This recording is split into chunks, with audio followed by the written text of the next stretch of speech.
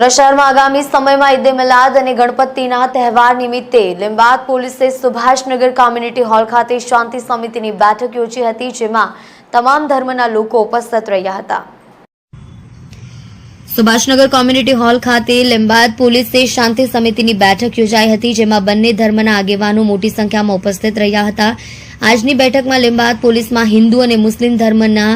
સાથે આવતા તહેવારોમાં કોમી એકતા બની રહે, બંને ધર્મના લોકો પોતાના તહેવારો એકબીજાની ધાર્મિક લાગણી ન દુભાય તેનું ધ્યાન રાખી ધામધૂમપૂર્વક મનાવે તે હેતુથી પોલીસ સુરક્ષા બંદોબસ્ત સાથે બંને સમાજના આગેવાનો સહકાર આપવાનો નિર્ણય કરવામાં આવ્યો છે।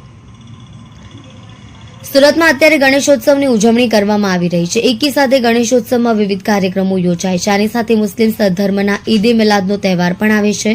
ગણેશોત્સવ અને ઈદે મિલાદ તહેવારની ઉજવણી એક સાથે થવાની હોય આ બંને ધર્મના લોકો આ તહેવારો નિમિત્તે શહેરમાં કાયદો અને વ્યવસ્થાની સ્થિતિ જળવાઈ રહે તે હેતુથી આજે શાંતિ સમિતિની બેઠક લીંબાદ પોલીસે બોલાવી હતી।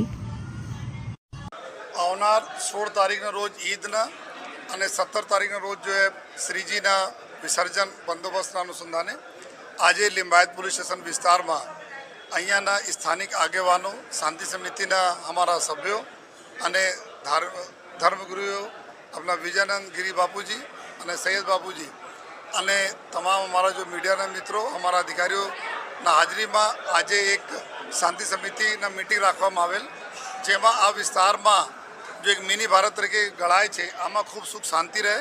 તમામ તહેવારો ખૂબ સારી રીતે મળીને હળીમળીને ઉજવે અને નાની કોઈ બાબતો હોય તેના પોલીસમાં તો લેટકો કરે અથવા પોલીસને બતાવે અને આ બધા ચર્ચાઓ સાથે જો આજે જો મિટિંગ અહીંયા થઈ, અમે અહીંયા આજે બંને અમારા ધર્મગુરુ તરફથી બી લોકોને ખૂબ સારી રીતે જો સારી વ્યવસ્થા સાથે જો શાંતિ જાળવી રાખે અને સાથોસાથ જો તહેવારોને ખૂબ સારી રીતે ઉજવે એના પર જો આ બધા અમારા ધર્મગુરુ તરફથી બી સૂચનાઓ આપવામાં આવી અને એના વચન પણ લેવામાં આવ્યા અને મારા અધિકારીઓને બી બધા વિનંતી છે, આપના થકી પણ વિનંતી છે કે વિસ્તારમાં જો છેલ્લા જો ખૂબ ઘણા વર્ષોથી ઉપરવાળાની દયા સુખ શાંતિ છે, જેના લીધે આ લીંબાયત વિસ્તારના વિકાસ બી થઈ રહ્યા છે। અહીંયા લોકો જો અલગ અલગ વિસ્તાર દેશના અલગ અલગ રાજ્યોમાંથી જો નોકરી કરવા માટે, રોજગાર માટે આવ્યા છે, તો એના અમે બધા લોકોને ગૌરવ છે કે સુરત શહેરના આ વિસ્તાર જ્યારે બધા લોકોના દિલ ખોલીને